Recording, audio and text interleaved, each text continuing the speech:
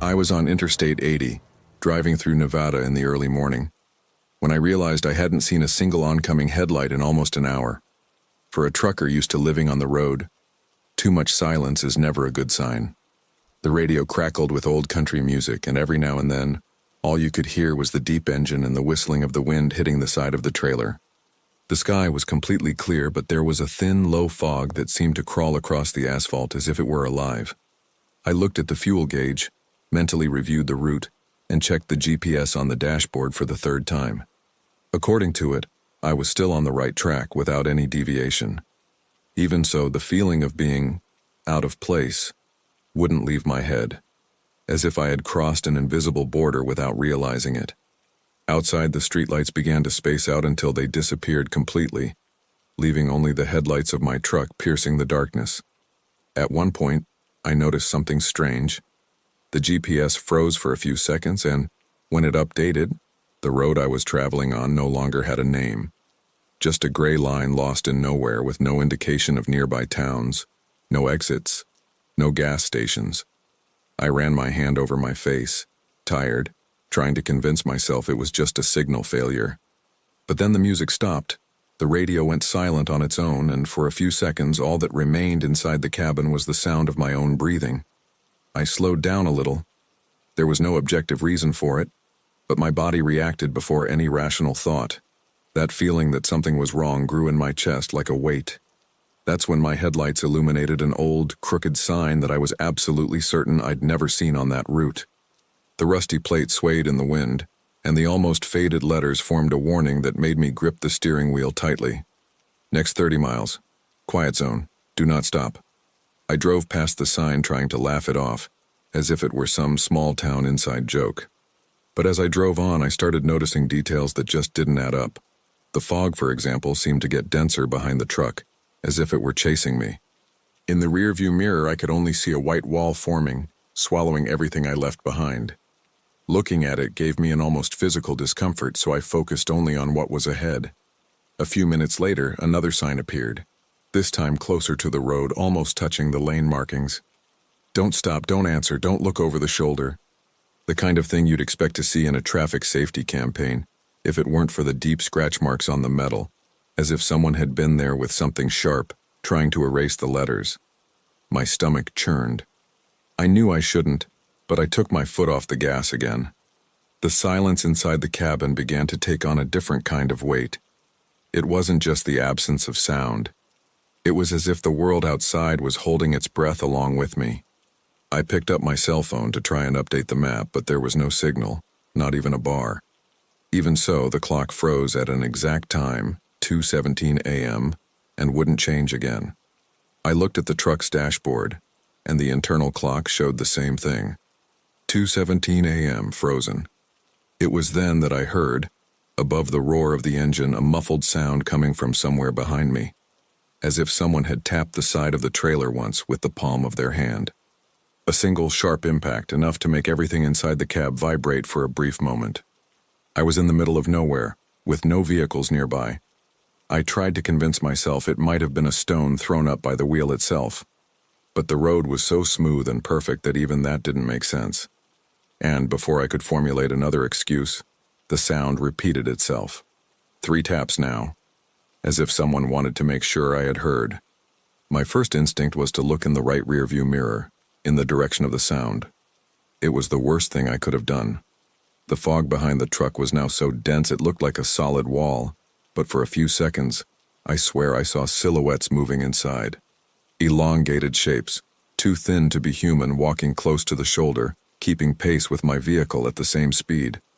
I blinked several times, rubbed my eyes, and when I looked again, all that remained was the still, white fog. I had already faced snowstorms, destroyed dirt roads, and sleepless nights in dubious rest areas, but nothing came close to that specific feeling. The irrational certainty of being watched, milliseconds before danger appeared. I adjusted the rearview mirror so I could no longer see the back of the truck. If something was following me, I preferred not to know. But the road continued, straight, hypnotic, as if it would never end. That's when I noticed the first things on the side of the road. To the left, very close to the edge of the lane, there was something that looked like an abandoned car. without wheels, sunk into the ground.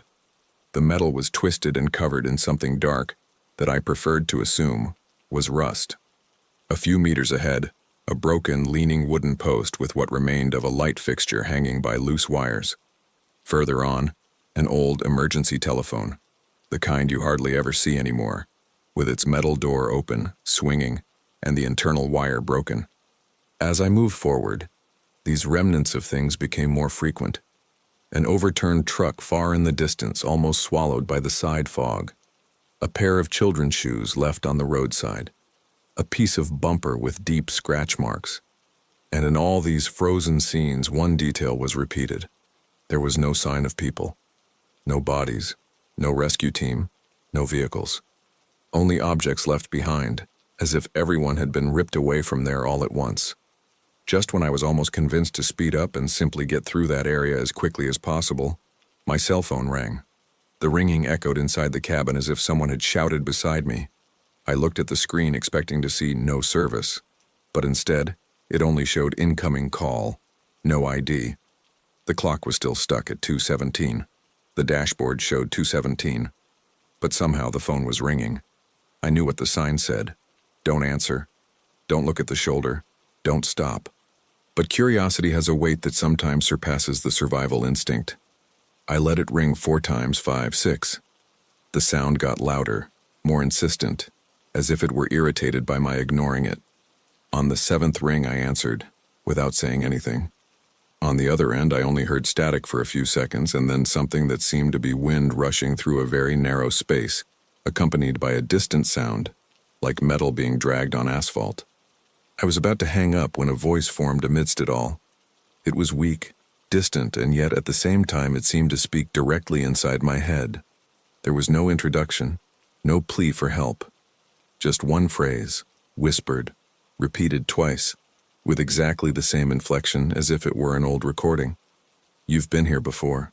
You just don't remember the right way. My whole body shivered. I gripped my phone tightly, unable to respond. At that moment, without me touching anything, my high beams turned on by themselves, illuminating a more distant stretch of road. And that's how I saw the scene I've never been able to get out of my head.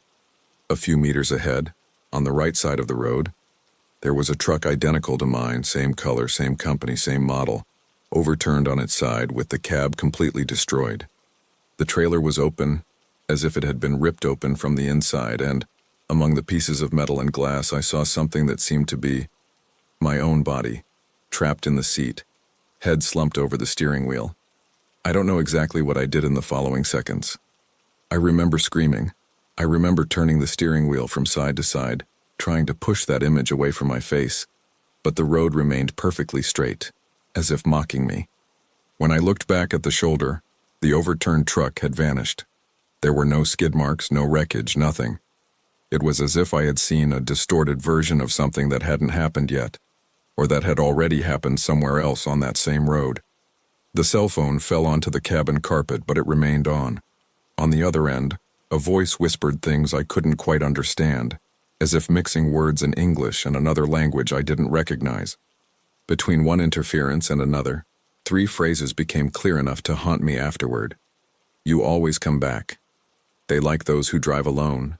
And, when you remember, it will be too late. I hung up the phone so forcefully I almost broke the button. That's when I realized something on the road itself had changed. Until then, it had been straight, endless. Now, without warning, a gentle left turn began. Nothing unusual under normal conditions. Except this time, the turn wouldn't end. I drove, and it felt like I was spinning around a fixed point, never getting anywhere. The same pieces of crumpled guardrail, the same fallen sign, the same broken emergency phone reappeared in front of me, as if I were driving in circles without realizing it. With each turn, the fog drew closer to the track. Things I had previously only seen out of the corner of my eye were now more defined. Silhouettes stood still right on the edge of the shoulder, all facing the road as if waiting for something to pass. Or someone. The third time I recognized the same piece of guardrail, I noticed a new detail. There was a sign stuck in the ground, crooked, with much more legible lettering than the others. I shone my headlights on it and felt my heart stop for a second. In clear white letters it read, "Quiet zone. Trucks involved in accidents continue to pass through here. Not everyone notices." I don't know exactly how many more laps I did after that. I only remember a flash, the sound of screeching brakes, and something heavy hitting the side of my truck. I woke up hours later in a ditch, with paramedics pulling me out of the crushed cab, the siren of a police car echoing in the distance. One of them asked me if I remembered what had happened. I said no, that I only remembered driving at night, and suddenly, everything going white. He looked at his colleague with an expression I didn't understand at the time and commented in a low voice, thinking I wouldn't hear, "Another one who swears he's never been through this stretch of road before." Since that night, whenever I see a sign warning about a quiet zone, I slow down and wonder how many times I've passed through places I shouldn't have survived. And I still dream about the sign, stopped on the side of the road, waiting for me in the dark. I'd never been one to believe stories about haunted houses, but that week I just needed silence. I found a small cabin available for temporary rent on the edge of a forest reserve in Vermont. I arrived in the late afternoon, when the sun was already hiding behind the tall trees. The air had a damp, almost metallic smell, and the wind made the leaves brush against each other as if someone were rubbing paper. As soon as I stopped the car, I felt that subtle change in temperature, the kind of chill that doesn't come from the weather, but from inside the place. The front door creaked excessively, as if it hadn't been opened in a long time, despite the advertisement stating that the chalet was frequently used by tourists. Inside, the smell was of old wood mixed with something I couldn't immediately identify. Something sweet, but still. The narrow windows let in just enough light to see particles of dust suspended in the air, swirling slowly, as if the space inside breathed on its own. As I explored the rooms, I noticed that almost everything was too clean, too tidy, as if someone had prepared the place not for living, but to observe whoever entered. The floor creaked under my footsteps in specific spots, as if marking where I was. With each movement, the silence seemed to tighten the atmosphere, making it heavy, dense. I sat for a moment trying to calm myself, but an unsettling feeling remained, something like being watched by someone standing right behind a half-open door. At the end of that night, when I finished organizing my things, I realized there was only one room, but 2 single beds. On the bed I didn't intend to use, there was a mark on the sheet, as if someone had just lain down there and gotten up minutes before my arrival. That's when I heard the first sound coming from the hallway, a slow, shuffling footstep, and then nothing. It was my 3rd consecutive day driving down I-90 when it all began. The load was ordinary, nothing that justified the nervousness I'd been feeling since dawn, but there was something different about that trip, a heavy, almost physical premonition. The radio crackled with interference I'd never heard before, like distorted whispers mixed with metallic noises. With every mile, the wind whipped against the truck's body as if trying to warn me of something. As the sky began to darken, the fog parted before me, revealing an isolated rest stop with no name on the sign. There was only one light on, the convenience store light, flickering as if it were about to die. I parked because I needed to stretch my legs, and because the feeling of being followed had been with me since the previous state. Every time I checked the rearview mirror, I had the impression of seeing the headlights of an old pickup truck appearing and disappearing erratically, as if the driver were playing with my perception. As I got out of the truck, I noticed the gas station was strangely quiet. No cars, no pumps working, nothing. The air smelled of old gasoline mixed with something stronger, something that resembled iron. I walked to the store door, but before I touched the handle, I saw a dark stain dragging across the ground, starting near the entrance and going behind the building, as if something or someone had been taken against their will. The glass reflected my tired face, but behind my image, I saw the figure of a man standing between the shelves. He didn't move, didn't breathe, didn't signal anything. He just watched me, completely still, and then the lights flickered. When they came back on, the figure had vanished, but I heard the sound, a dry crack coming from inside as if someone had just stepped on a bone. I slowly opened the shop door, feeling the hot, stagnant air escape like a breath trapped inside for too long. The metallic smell was even stronger, almost burning the inside of my nose. The shelves were partially empty, but that wasn't what bothered me. It was the feeling that everything had been moved recently, as if someone had rushed through, knocking things over, stopping in the middle, going back, changing direction. A silent chaos. I walked to the counter, calling out to someone, but my voice was lost in the stuffy atmosphere. The floor had dark marks that came and went, like scratches, like signs that someone had been dragged repeatedly.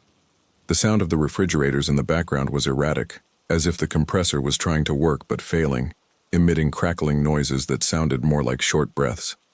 When I turned past one of the rows, I saw something that made me stop. A cell phone on the floor, its cracked screen still lit, flashing unread message notifications. I picked it up, but before I could see anything, it vibrated on its own, one last notification popping up. The message was short, sent just minutes before. "He's here." I dropped the phone without realizing it, and it slid across the floor, stopping near a half-open door that led to the stockroom. The door moved slightly, as if someone were pushing it very slowly from the inside. I watched, trying to convince myself it was the wind, but there was no wind inside. There was nothing that could have moved that door. Then I heard footsteps. Not firm, not rhythmic. Footsteps that seemed studied, as if the person behind them was precisely choosing where to step, ensuring that I heard only the bare minimum necessary to know that they were approaching. I took 2 steps back, but the floor creaked so loudly that the sound seemed to tear through the entire silence of the gas station. The footsteps on the other side stopped immediately, and in the suffocating interval that followed, someone whispered my name. Not quickly, not in a threatening tone, but like someone who has known me for a long time. My name echoed through the narrow corridor, as if it had pierced the warm air and stopped without encountering any obstacle. I had no idea who could possibly know my name there, at that forgotten gas station in the middle of a nearly deserted highway. My first impulse was to run for the exit, but something inside me, perhaps the survival instinct distorted by fear, kept me motionless, trying to understand exactly where the voice had come from. The stockroom door creaked a little more, opening just enough for a sliver of complete darkness to peek out. There was no light inside, but I was sure the voice had come from that gloom. Something dragged itself across the floor, scraping the concrete, producing a harsh sound that made my stomach churn. I'd seen accidents, fights, blood, but I'd never heard anything that sounded so deliberate. I tried to call out to someone, but my throat felt constricted. The only thing I could do was slowly back away. With each step I took, something inside the stockroom seemed to follow the same rhythm, as if deliberately mimicking my movements. A sick game. When I got close to the store door, the light above me flickered 3 times and went out completely, plunging everything into an uneven twilight, where the shadows seemed alive. Outside I heard an engine starting. Not my truck.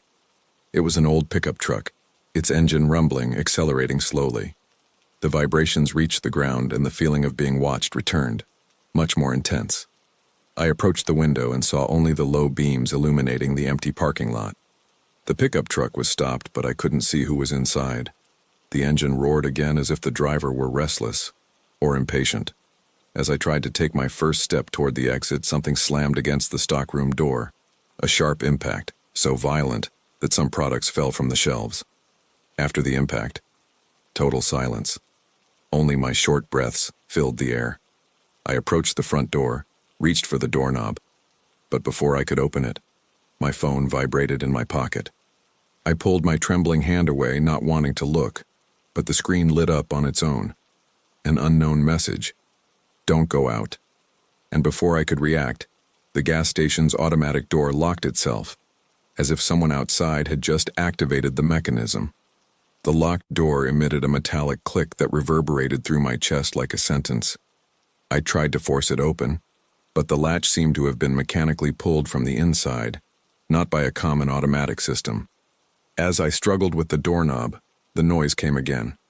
A slow, heavy dragging sound from the stockroom, as if something of human weight were being pulled across the rough floor. With each passing second, the sound grew closer, more defined. I could even hear the friction of fabric against concrete. I stepped away from the door and looked around, trying to find any escape route. The narrow hallway led to the staff bathroom, and I knew that wasn't an exit, but it was the only place I could use to buy time. I ran there, closing the door behind me and locking it with the small bolt that seemed too fragile for anything stronger than a push. The bathroom was lit by a single yellowish light bulb that flickered every few seconds. My reflection in the mirror looked like someone else's: dilated eyes, sweaty face, a tension I didn't recognize in myself. Through the thin door, I heard footsteps stop outside. They weren't quick or aggressive, they were slow, studied, as if whoever was there could hear me breathing. Then, 3 soft knocks. Not violent, not hurried. Gentle, as if whoever was on the other side wanted me to open it of my own accord. My phone vibrated again. Message from the same unknown number. He said he wants you awake. The bolt trembled, not as if someone were forcing it, but as if fingers were running along the metal, testing its resistance. The light flickered more intensely, the bathroom plunging into brief lapses of total darkness. With each blackout, it seemed to me that the sound from the other side grew closer, as if the door were being fine-tuned to break at the exact moment. I decided to act. I opened the small window near the ceiling, too narrow for a normal person to easily pass through.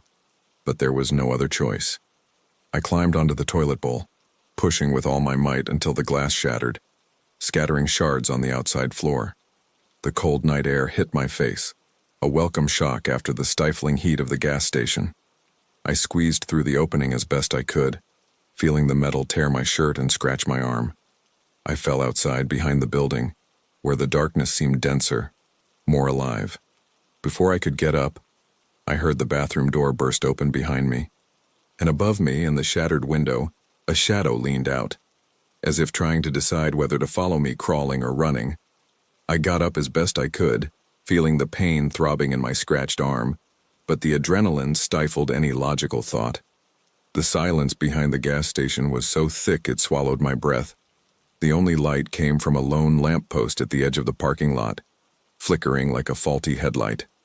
I ran in the opposite direction from the lamppost, hiding behind a metal container while trying to control the trembling in my hands. It was then that I heard, not footsteps, but the sound of fingernails scratching the metal edge of the window through which I had escaped, slowly, methodically, as if whoever was there was in no hurry at all. The shadow cast by the window stretched across the floor, distorted by the dim light of the lamppost, and for a moment I was certain that it wasn't the silhouette of a human being. On the other side of the building, the old pickup truck turned on its headlights. They swept across part of the grounds, passing the rows of unused pumps, until they lightly swept the wall near me. I shrank further, smelling the strong odor of oil trapped in the container, trying to gauge the distance to my truck. It wasn't far, but crossing that space meant exposing myself. The truck's engine purred again, this time closer.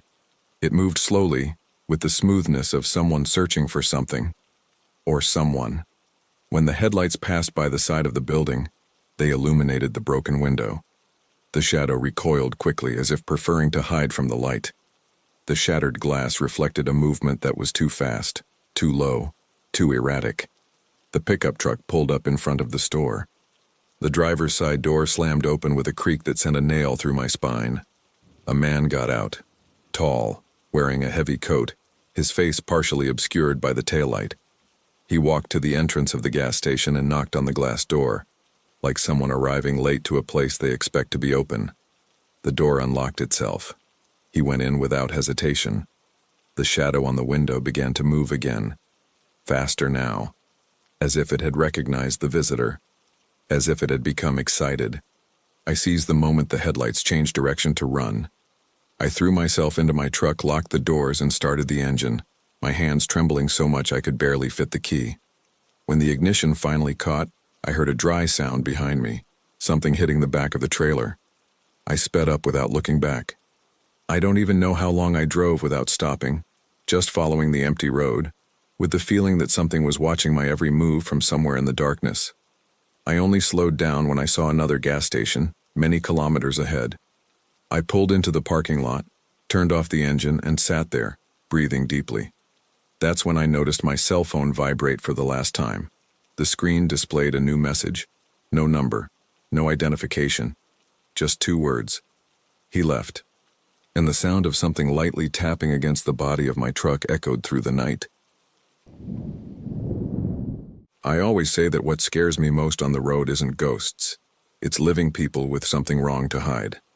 That night, crossing I-10 between El Paso and San Antonio, I made the worst choice of my life. I accepted a load that paid too well to ask questions. The dispatch came by text message, without a company call, with overly direct instructions. Pickup at 11:30 p.m. at a remote warehouse, cash payment upon delivery, no weighing scales, no long stops, and absolutely no opening the trailer. The address wasn't a transportation terminal. It was a cracked concrete lot in a nearly dead industrial district on the Texas side of the border. When I pulled up in the truck, there was only a lit lamppost, a slightly crooked gate, and a black SUV parked in the background, its headlights off. A guy in a dark jacket came up to me with a clipboard. He didn't ask my name, didn't ask where I was from, didn't check any documents. He just pointed to a blank line on a piece of paper with no logo, no business registration number, nothing. "Sign here." "What kind of cargo is it?" I asked.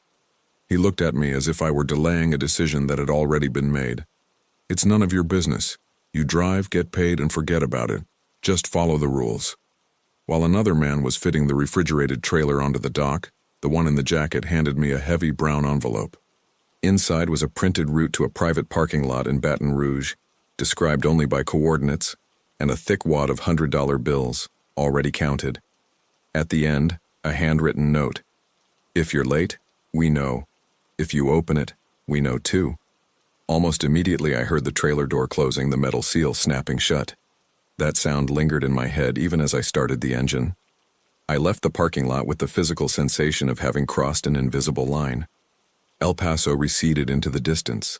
The fast food signs diminished until only the green interstate signs and a strip of asphalt disappearing into the darkness remained. I turned on the radio, but any music seemed out of place in that cabin. I knew something was wrong. The problem was I also knew how much they had put in the envelope. In the first rest area after midnight, I pulled the truck to a secluded corner. I didn't get out. I just stood there looking in the mirror, staring at the trailer as if it were breathing. I didn't know if I was carrying drugs, weapons, or people, but any option would amount to the same thing: jail or a ditch. I picked up my cell phone, opened the dialer, and stopped with my finger on the 9 for 911. I stood there staring at that illuminated screen and thinking about how I would explain to the operator that I had agreed to drive blindly for money I already knew I didn't deserve. That's when I saw the black SUV. It was parked on the other side of the yard like just a tired traveler's car, but I recognized the silhouette, the wheels, the way the driver remained motionless, looking in the direction of the trucks. 8-9 seconds of looking in the rearview mirror was enough for me to understand the message. I wasn't alone there. I turned off my cell phone, put the car in gear, and headed back onto I-10. As I drove along, I started noticing highway patrol vehicles positioned at strategic points along the road. Some had their low beams on, others had their flashing lights off. In more than one, the officer turned his head to watch me pass. None signaled for me to pull over. At one point, a patrol car even entered the lane, stayed right next to my rear bumper for a good few seconds, and then exited through the next exit without even activating its siren. That made me more nervous than if they had stopped me. A few kilometers later, I decided to risk a limited maneuver. I entered a rest area with visible cameras and some trucks sleeping side by side. This time, I got out. I walked quickly to the back of my own vehicle, pretended to check the tires, and taking advantage of a blind spot in the cameras, took pictures of the license plate, the seal, and the chassis. I returned to the cab and sent everything to a trusted friend, also a truck driver. If I disappear, start with this load. Less than 2 minutes passed and the cell phone rang, an unknown number. "You're stubborn," said the voice from the jacket, without introducing itself. "I told you not to stop." I looked around the yard. No SUVs in sight. "I need a rest," I replied, trying to keep my voice steady. "If I crash this truck, you'll lose the cargo." A short, irritated silence. 15 minutes, no talking, no photos, no opening doors. We're watching. He hung up, and I finally understood two things. First, they weren't as omniscient as they wanted to seem. Second, If I waited to get to Baton Rouge, I wouldn't have any chance of getting out the front door. The only opening I had was the road, while there was still construction, traffic, people watching, cameras, and real police mixed in with that chaos. I returned to the airstrip with a decision hammering in my head. I wasn't going to complete that delivery. At least, not the way they expected. I needed to force a situation where someone from the outside would be compelled to act, without relying on my word against that of an armed gang. No 911, no abstract denunciation. I needed something visible, audible, dangerous enough to attract attention, but controlled enough not to kill anyone. The opportunity came in the form of a poorly marked roadwork section, a reduced lane, and trucks braking suddenly. On any other day, I would have slowed down in advance, maintaining a safe distance. That night, I did the opposite. I maintained my speed for a few seconds beyond the recommended limit and only slammed on the brakes when I was already too close to the vehicle in front. The sound of screeching tires tore through the silence. A cone flew onto the shoulder. A car behind me honked and swerved, almost touching the concrete barrier. In less than 2 minutes, the blue lights appeared in the rearview mirror. This time, the police car didn't follow me silently. It turned on its siren, pulled up behind me, and ordered me to pull over to the side of the road. I obeyed. I stopped the truck, my hands sweating so much that the steering wheel felt like it was slipping. A tall policeman wearing a hat approached with a flashlight. "Do you have any idea what you just did?" he asked curtly. I could blame sleepiness, the brakes, the tires. Instead, the words came out before I could censor them. "Officer, I'm carrying cargo that isn't mine, that I didn't see, that they told me not to open. I left an unmarked warehouse in El Paso. A black SUV is following me, and they told me the highway patrol is with them. I don't know what's in the trailer, I just know it's not clean." It took him a few seconds to react. The flashlight beam remained on my face, but his expression changed. "Please get out of the vehicle and keep your hands where I can see them." I obeyed. Another policeman was already coming from the side, hand near his holster, eye on the sealed trailer. They spoke quickly on the radio, in code. I only caught fragments. Possible contraband, cargo without documentation, sealed at origin. I was still on the shoulder when I saw the black SUV again. It came from the left lane slowly, as if just passing by to observe. The police officer noticed it too. "Write down the license plate of that SUV," he said quietly to his colleague. As the car passed us, I recognized the driver's outline. It was the same man from the jacket. Our eyes met for a second, and I clearly saw the change in his resolve. Instead of continuing, he abruptly swerved the SUV onto the shoulder, trying to use the construction zone to pass behind my truck. Everything turned into shouting. The second policeman drew his weapon and ordered the driver to stop. The SUV accelerated. It hit a heavy cone, lost control, spun twice, and almost hit the guardrail. It stopped sideways with smoke coming out of the hood. 2 more police cars that I hadn't even seen arrived in a matter of seconds, surrounding the vehicle. Shouts, doors slamming, people being pulled out at gunpoint. I stayed where I was, hands still raised, feeling my heart pounding in my throat. At that moment, it was hard to know who I was more afraid of. The men in the SUV or the police officers who now knew in no uncertain terms that I would agree to drive something I didn't have the courage to even look at. Only hours later, in a cold room at a roadside police station, did they tell me the rest. That stretch of I-10 had been used for months by a group that mixed arms and drug smuggling with human trafficking. They recruited independent truck drivers, paid well and threatened even better. Some were direct partners, others agreed to pretend they didn't know. The warehouse I left was already on the radar of federal investigations. What nobody knew was that the group had started using ordinary trucks like mine, with no apparent link to the company. When they opened the trailer, I wasn't there to see. I only heard about it later in the accounts. It wasn't bodies, as part of me feared, nor just drugs, as the other part expected. It was wooden crates marked as industrial equipment, with false compartments full of rifles, ammunition, and accessories I couldn't name. Enough to arm a small army anywhere along the border. I spent days giving testimony, replaying the night step by step, answering the same questions with almost identical words. They searched my cell phone, spoke with my friend, cross-referenced toll records, GPS stops. The official conclusion was that I had been reckless, greedy, and stupid, but useful, Useful because, instead of remaining silent until the end of the route, I had forced a situation in the middle of the road where there were too many eyes for them to fix everything afterward. In the end, they let me go. Not before warning me in a tone that wasn't exactly a threat, but came close. Someone from that group might think you said more than you should have. Change your route for a while, and think twice before accepting cash in an envelope. I thought about it more than twice. I sold the truck a few months later. Today I only do short-distance deliveries, within a radius where I know every gas station, every repair shop, every guy who fills up in line. Even so, sometimes when I'm filling up at night and a dark SUV slowly pulls into the yard, I feel the same chill running up my spine that I felt at that first stop, when I saw the car parked in the dark, watching. That's why, when I see a new truck driver at a truck stop excited about a too-good-to-be-true offer, I tell him the summarized version of that night. I don't mention names, coordinates, or how many rifles fit in each box. I only say the part that matters.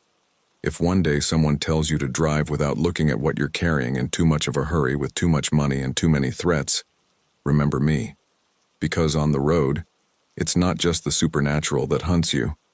There are flesh and blood people in black SUVs waiting for someone exactly like you to disappear in the middle of the night without a trace.